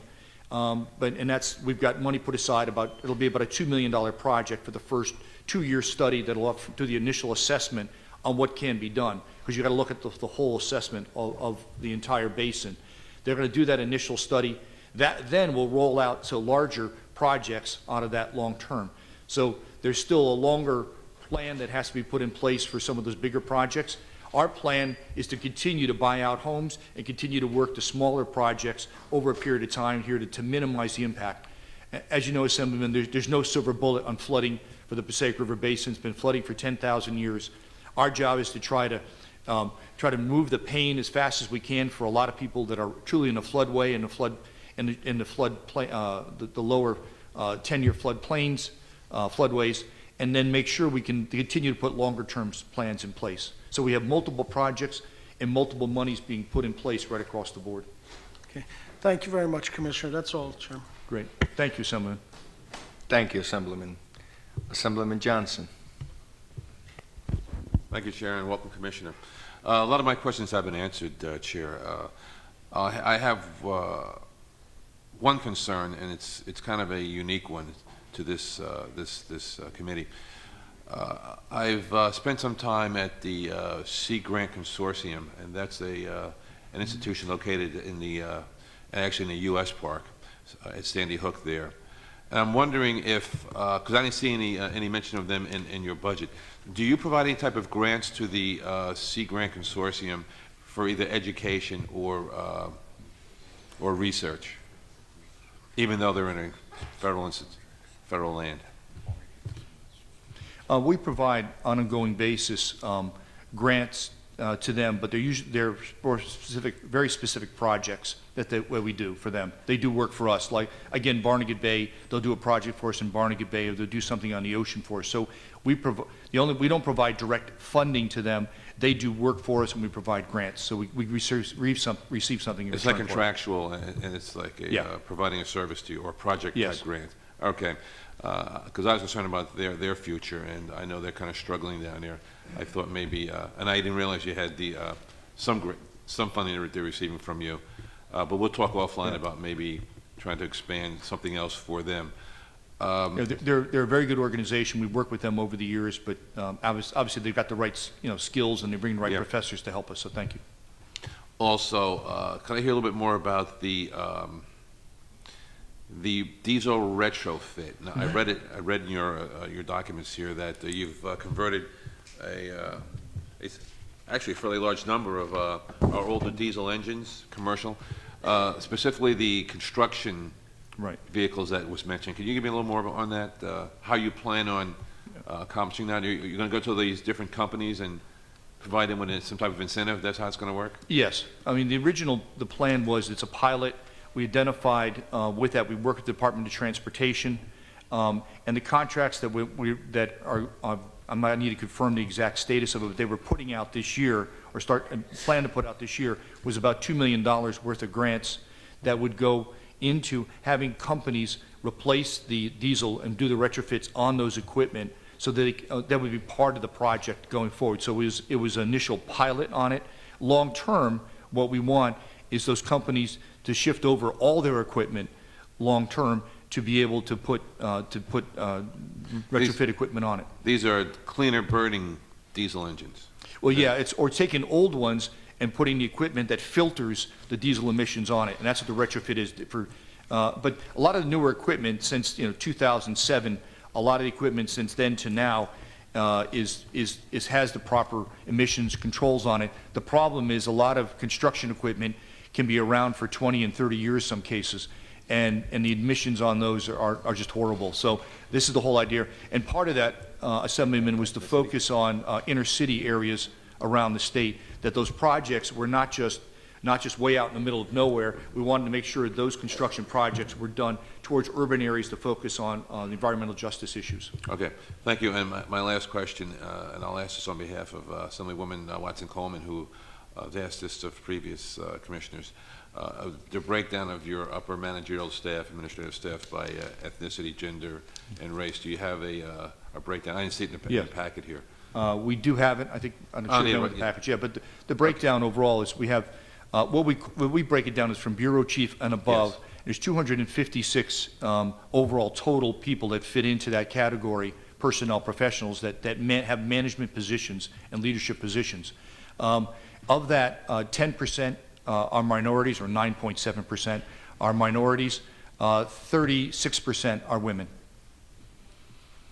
Okay, could you submit the breakdown to the, this Yeah, committee we through already the- submitted, through we the have chair? submitted already, but Oh, we'll you go have into- already, okay. Yeah, but I'll fine, give you a okay. copy here. I didn't see that. Okay. Chair, I am, that concludes, one other comment before I go.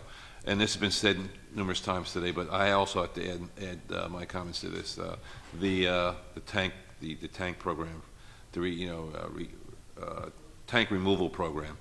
I've gotten several calls in my district office also from people who are on the list.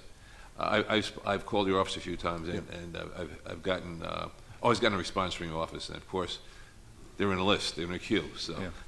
that's my answer to them. So I'm glad to hear you're putting in $13 million. Yes. So that's good to hear, sir, and Chair, I'll close with that. Thank you. Thank you, Assemblyman. Thank you, Assemblyman. Vice Chair, Scher? Thank you, Mr. Chairman. Thank you, Commissioner, for being here, and thank you so much for your phone call the other day. Okay. Thank you so much. Most appreciated. If I could, I'd like to continue a little bit from Assemblyman Johnson's questions in terms of the flood zone. You mentioned that, was it this past year that we were able to purchase 540 homes? That's what's going on, correct? That's going on right now, yes. Right. This year, we expect to buy 540 this year, yes. Obviously, my district, as you know, was well impacted by the flooding. How many homes are affected generally? In the Passaic River Basin, within the 10-year floodplain, I believe there's upwards to 6,000 homes that fit in the 10-year floodplain. Which brings me to the obvious question. We're ever going to have enough money to purchase all of these homes? And more fundamentally, how did this happen in the first place? How did we allow, and let's all take communal responsibility, right? How did we allow homes to be built in areas that we knew historically were going to be flooded out? Well, wonderful question. The original, One last Yeah, question, I'm sure. sorry, forgive me for interrupting. And if someone bought a house in a floodplain, forgive me for my question, why is it my responsibility to bail them out when they get flooded? Good question as well. Let me back up to just a little bit first. When we first started the Flood Commission report, we went back and looked at all the other previous reports. The report from 1903 indicated very clearly that the number one recommendation they gave us in that report was to stop building in the flood area. And since 1903, and think of how many thousands of homes were built during this period of time. So as a state and local governments, we've allowed a lot of building to go on in the state of New Jersey. And that, even though back in the early turn of the 20th century, there's recognition that that should have stopped. So what we've seen is a culmination of issues over time. The other major issue we've seen, Assemblyman, is that the last 6 years, we've seen precipitation that is up in the Passaic River Basin, the north part of the state of New Jersey. We've seen precipitation for the last 6 years that's 23% higher than we have in the previous 100 years.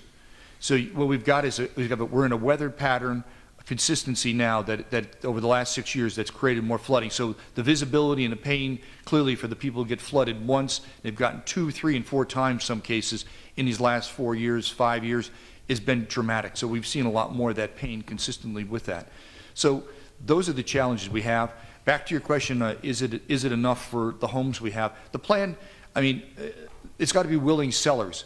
Not everybody's willing to move out of their towns. We also need cooperation from the towns to buy out homes. So you need both the person to say, I want to sell my home. You also need the town to say, we're willing to take your home. We're willing for you to move out of our town. So there's always, that's a little push and pull for it to happen. Will we need more in the future? Absolutely yes. So we're going to need, and FEMA, we expect to continue to get mitigation money from FEMA in the future. And we're going to have to continue to allocate Green Acre/Blue Acre money going forward to do that. So that's going to have to be the plan for us going forward. Over time, we shouldn't have allowed a lot of people to build. We shouldn't have allowed this situation. To buy out these homes is a way of trying to address the pain level for individuals. That's why we do it. We also do it for the fact that by removing those people, we also help first responders. We have emergency personnel that have to go and rescue these people on an ongoing basis. Once we remove them, we're also protecting the safety of our first responders who go out there to have to try to save people on an ongoing basis. Do we have any pre-requirement with municipalities that will come in and buy X number of homes within the floodplain? No. But if I may, sir? Sorry. But as a result of doing that, your planning board, your zoning board, your redevelopment authority, whatever, you've got to agree that within the floodplain there'll be no more development. Well, no, the answer is no. We're encouraging all the towns to go and put ordinances in place. We've not mandated that. Now, from a state point of view, a lot of the permits are required in a lot of cases for flood hazard permits. So from a state point of view, we either require them to not build, we can't build in a floodway anymore, but in certain floodplains, they have to have certain height requirements and meet certain requirements from the state to approve any kind of application going forward. So we have some level of control from the state, but at the end of the day, we need the towns to step up and do it, but there's nothing that mandates that. But if state dollars are involved, right? If towns want to make goofy policies and they are prepared to live by the consequences of goofy policies, right, God bless America. But my question would be, why would the state want to involve itself financially unless we have a control factor there to ensure that the house that we're buying today is not a block away from a house that is being erected, that potentially in 10 years or 5 years or 20 years we're going to be back to where we are today, and we've got 6,000 houses in front of us at Right. the rate of 540 a year. I mean, we're talking about, what, a 10-year process, yes? We would if it was on that if we're going to stay on that path, assuming people want to sell. There's a lot of people that don't want to move to either. I mean, there's a lot of people that do, but we've also seen a lot of people that like where they live and are willing to put up with the pain of that, but that's certainly not everyone. But no, there's no, we've chosen a path that does not require the towns to have to stop building in those areas. We've chosen a path where we're asking the towns to step up from an ordinance point of view to do it, and where we can control it from the state, we'll deal with the flood hazard permits. That's the only club, that's a major club we've used right now. When I had the pleasure to speak with you the other day, we had spoken about the Passaic River litigation. Yes. That the state is involved in. One concern that I know that I have in the municipality that I live, as well as many, many of the municipalities that I have the pleasure to represent, are the costs that they're incurring as a result of being named in a counter lawsuit. I believe the city of Passaic is allocating to the tune of $15,000 to $20,000 a year because it has to be represented. Mm-hmm.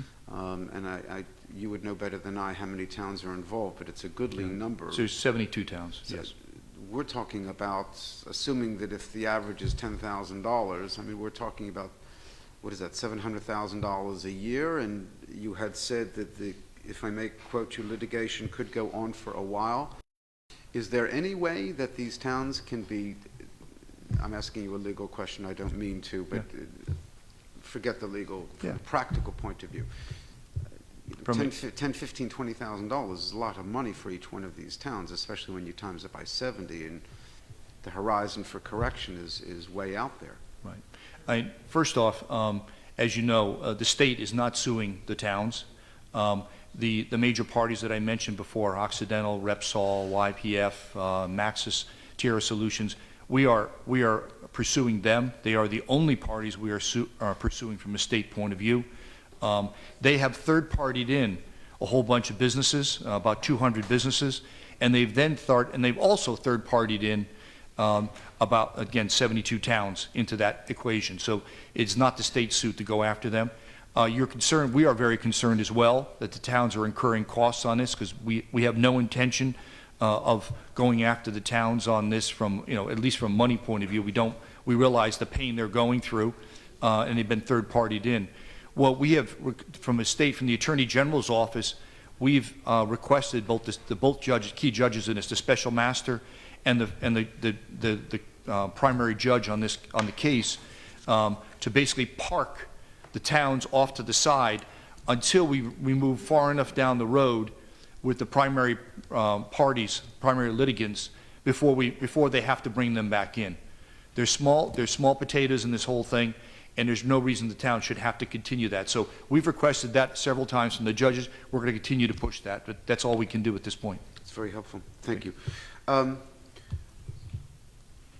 The obvious question that comes in my mind is a very controversial bill that did not make it to the floor of the Assembly, but I know was discussed at length, and I'm sure you're aware of the discussions, and that is the permit extension affecting Highlands as well as the Pineland areas.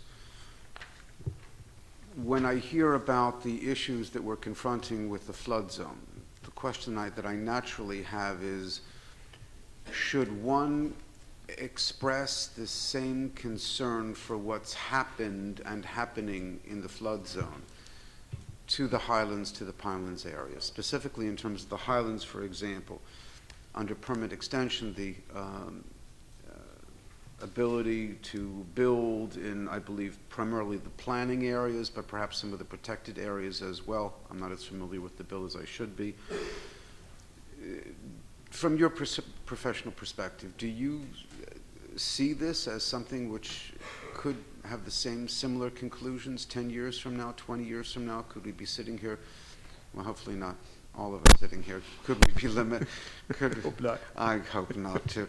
Could we be lamenting 10 years from now, 20 years from now, that which we conceivably enact tomorrow? I mean, right now, there's very limited building that goes on in the Highlands. As you know, there's the preservation area, which is very difficult to build in, and it's a very, very small number of building that gets done there. In the planning area, what we want are plans done by the towns in those areas, to where they clearly will say, here's what we want to build, here's what we don't want to build. And I think and that's what we're looking for, is kind of a full plan that looks at it overall. So, if it's planned out and managed properly, and that's what the whole Highlands Council's job is to do, is to sit over that and look at those overall plans. And, we agree with that approach of having the Highlands in place to do that, managing it properly, but provide the towns the opportunity to decide where they can grow and where they can't grow, but find that balance overall. We think that's the proper way to go long term. I mean, the Permit Extension Act, which is following now. I mean, right now, it just extends permits. If they're permits that are already legally granted, they're legally granted. There's nothing illegal about that. So they're just taking permits that we've already reviewed, and the Highlands that we've reviewed, because they all come through DEP ultimately. That once they're approved by us, we realize that they are viable, they meet the environmental standards, and they can go forward. So. Extending them is just extending them, that's all. They've already been determined to be legal. I assume, just as a matter of information, that your department does have constant input to the commission, to the Highlands Commission? Yes, we work with them on an ongoing basis. There is an overlap between us and them, between the permitting, between the two of us, and we have a good rapport with them on an ongoing basis. Okay. Thank you. You had spoken about environmental cleanup of contaminated sites. I know that in my home, there are at least 2 such sites. You had mentioned that we were 20,000, and in the past 2 years, I believe we've reduced to 15,000, which is phenomenal, by the way. Any projections in terms of what we'll see next year, the year after that? What's the goal in terms of these cleanups? Am I right to assume that the 5,000 that we've cleaned up are easier sites, more difficult sites, the whole spectrum? It's the whole spectrum. Obviously, some of those are small sites that get knocked off the list, and some are big sites that get knocked off the list. But I don't have a specific projection on these, because there's a level of complexity that go around all of these. Well, I mean, at the end of the day, while the number is good and impressive, to me the probably more important thing, and we're going to put this new priority system in place, the RPS system in place, is that we want to be able to make sure that we're addressing the sites that have the highest impact on health and the highest impact on the environment. And our job is to go after those first. And that's what we do pretty much every day as it is now, but having a ranking system to be able to go after those long term is what we want to do. Okay, more than fair. A question from right field, left field, somewhat field. Palisades Interstate Park Commission. The department is in charge of the park itself, of the whole deal, of Not of the above? None of the above. Okay. We just, it's in if not of, we pass through the money to them. We talk to them on occasional basis for different things, but by and large, in fact, they do run themselves entirely. Okay. Last question, Mr. Chairman, with your permission. And if I've gotten too much in the weeds here, I well understand. I have a tendency to do that, and I apologize to you in advance. But something that I was just looking over as all of these discussions were taking place, and that is the issue of debt service. As you know, there has been an increase, a significant increase in debt service, going from appropriated in FY12 6.8 million to 19.3 million in 13, 183% increase. What's the basis for that? Well, last year, the debt service had gone down to the $6 million number from the previous year. Through the Treasurer's Office, they did a combination of defeasing and restructuring some of the bonds, in fact, a significant number of the bonds. And based on that restructuring last year, this is the first year of kind of a new payment structure. So that's the only reason it went up. So it was up dramatically higher, went dramatically low. Now it's back up to some level, which is the $19 million number you see right now. Would the 19 mil level, I should have looked back in the records, and I apologize I did not. Is that 19 mil level pretty much what we would assume will be consistent? What I'm looking to find out, before you answer, if I may, sir, is when we do these refundings, and perhaps this is more appropriate to ask the treasurer, I don't know, you'll stop me if that is the case. It would seem to me that one would want essentially level funding rather than to create something which for the next 2 years would be very low so that we look politically good for the next election and then jumps up because that's the nature of how it all works. To the best of your knowledge, are we looking at pretty much level funding with level costs to us? And the answer, go back to, I don't know. I really don't know. That's More the treasurer restructured all that as a treasury, and we get the allocated cost back on that one. You just pay for it, he gets to do it. Yeah, exactly. It's all right, but it's lower than it was before. So I have the same relationship with my wife, but that's another story. I think that is it. Thank you very much, sir. Thank you, Mr. Assemblyman. Chairman. Appreciate it. Thank you, Assemblyman. Assemblyman Weber. Thank you, Chairman, through you. Just a couple of questions in dialogue. Commissioner, first of all, I want to thank you for your leadership. A couple members today have remarked about how responsive you are personally and your department, and I want to echo those sentiments. You have personally been responsive to me, but your staff has also been incredibly responsive, and for a member of the Assembly who represents a district that has been plagued with more than its fair share of natural disasters in the last couple of years, we very much appreciate that, and we appreciate your leadership on trying to address some of these flooding issues in the Passaic River Basin. Thank you. I just want to dialogue with you briefly because I understood your testimony and the progress that the department's making in cooperating with FEMA to enact buyouts of certain homes in the Passaic River flood basin. I have some notes here on the buyouts. I just wanted to clarify it with you if I could. There's about 540 buyouts being conducted of homes now, a combination of federal dollars and Blue Acres funds? That's correct, yes, and it covers part of that's from 2010, a little bit from 2010, but most of it from 2011 storms, yes. And primarily Irene was the biggest one of that, obviously. Okay, thank you. And then there's a second wave of, maybe bad choice of words there, I'm sorry, a second round of buyouts that the DEP would like to undertake?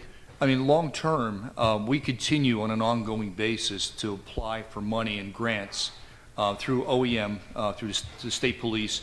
We continue to apply for money for mitigation efforts, for home buyouts. And basically, FEMA has 5 different programs that you can apply for money, not just on a straight emergency basis, but on a mitigation basis and all the different kinds of categories. So we typically, as a state, continue to apply under any and all those programs on an ongoing basis. So we try to bring in constant money from the federal government, and then we match that. We have our percentage match on it from the state, from Blue Acres. And then locally, the towns, if they don't go through Blue Acres, can go apply for the money directly through OEM and FEMA, and then they can put up their 25% match. Or just as in Morris County, they've also helped put in some money in the match on that front. So. Okay. Thank you, Commissioner. And Chairman, this is through you, but I just wanted to bring it to the committee's attention and to your personal attention, Chairman. The question to you, Commissioners. My understanding is that JBOC, the Joint Budget Oversight Committee, has to approve the appropriation of Blue Acres monies, and I just want to make sure through you, Commissioner, through your testimony, Commissioner, and through you, Chairman, that JBOC is operating in the way it should, and that relationship is going well, and that all the monies that need to be appropriated through that committee are being appropriated. Is that the case, Commissioner? We have a request in now. We've responded back to the staff very well. Mary's helped us out. We tried responding to questions. We had $8 million additionally that we want to move from Blue Acre monies to the towns to be able to fund the towns who just basically can't afford it now to do their match. They went directly to OEM and FEMA, now don't have the money, and we're trying to get them that money, so we're waiting for that update. But we've answered a lot of questions just to make sure we've given full information to them, so we're just waiting for that now.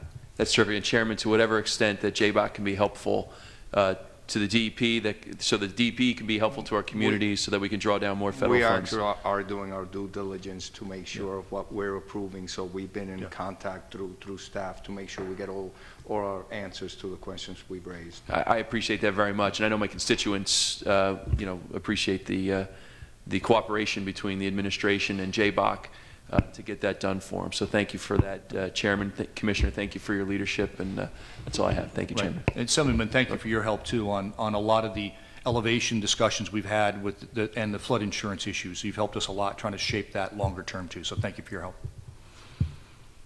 Thank you, Assemblyman. Assemblyman Wimberly. Thank you, Mr. Chairman.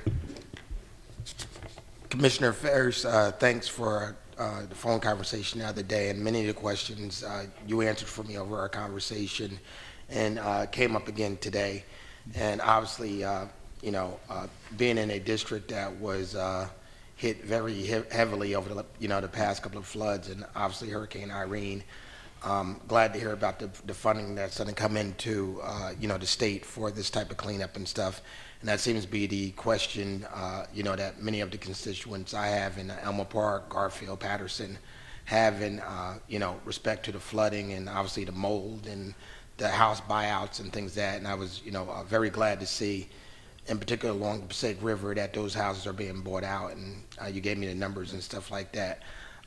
One question that didn't come up and may not have such an impact on everybody else is the plan, and I know the Army Corps engineers talked about it before when they came in last year, last September, in reference to funding to raise the bridges in areas where the bridges are very low lying.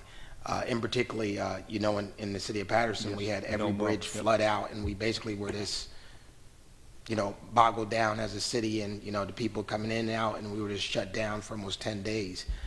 Is there a plan with the Army Corps engineers for funding for the bridges to be raised? The only Army Corps now, as you know, the way the federal government funding works is a little bit different these days. It goes to Army Corps pretty much makes their own calls on where the funding goes these days.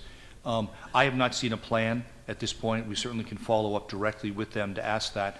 The key plan that we're looking for now is the one I mentioned earlier for the overall broader layout of the whole basin and looking at everything that needs to be done, which would include bridges as well as part of that plan. But I have not seen anything in the short run. We could follow up directly to the Army Corps. We have a great working relation with them on it, but I can find that out for you. And it has to be a priority. Obviously, they've been to Patterson quite a few times in the area along Elmore Park also. Referenced the same problem. I guess obviously the bridges are so old when they were built. It wasn't an issue of that. It was a 100-year flood. Now we're getting a flood every twice a year now or so. Knock on wood, we've been for the first spring in 3 years that we haven't been flooded. So please. You know, Fortunately, we're working towards a drought, though, but okay. listen, One disaster at a time, I I know. hate to say, after the floods, I could bear a deal with a drought a lot better than the situations we were in.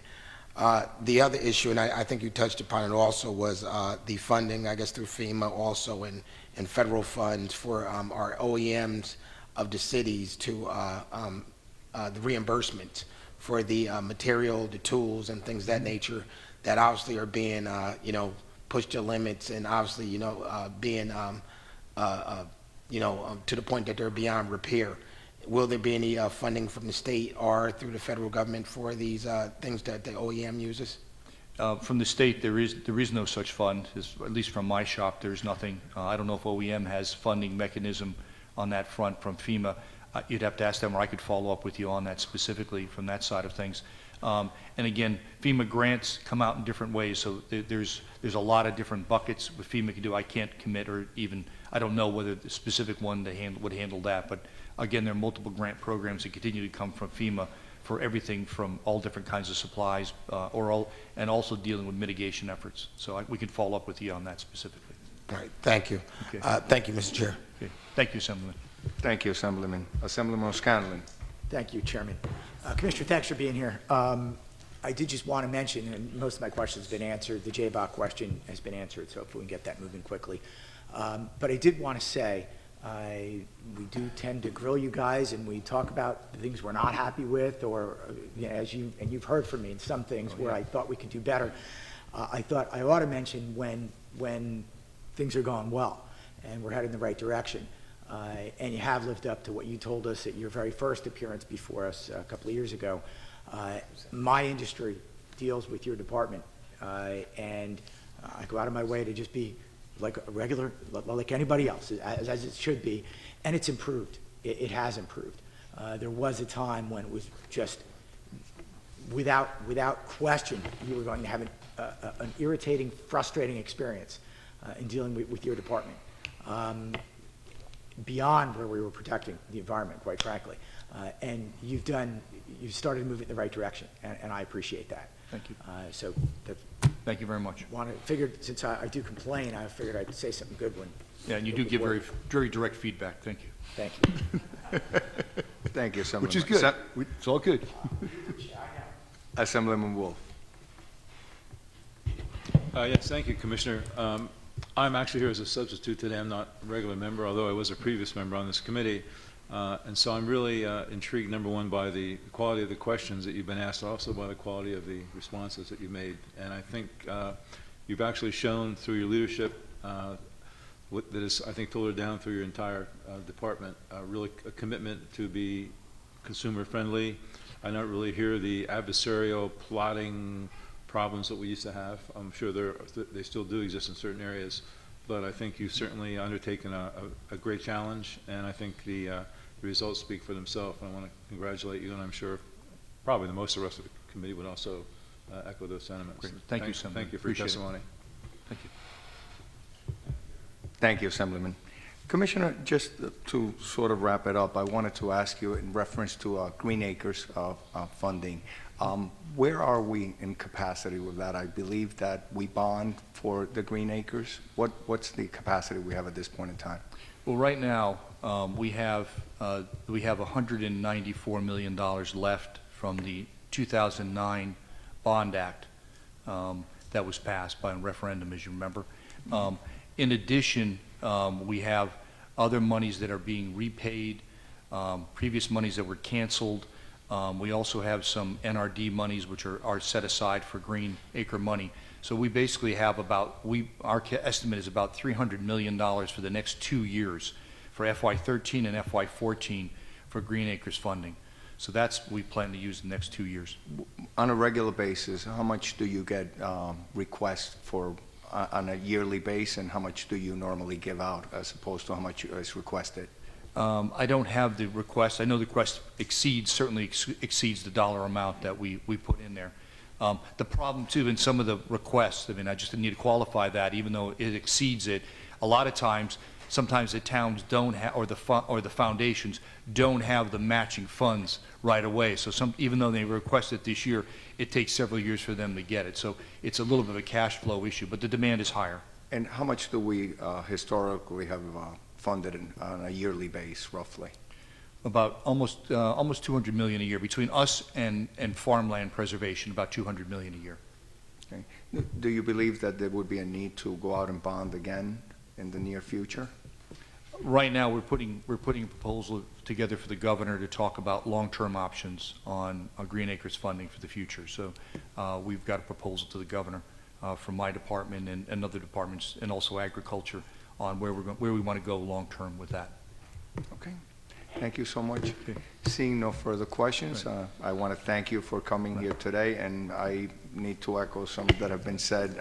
Your department has always been very responsive to me and as I deal with them on a day-to-day basis a lot of times, so thank you on my behalf. Thank you, Mr. Chairman. Thank you, Committee.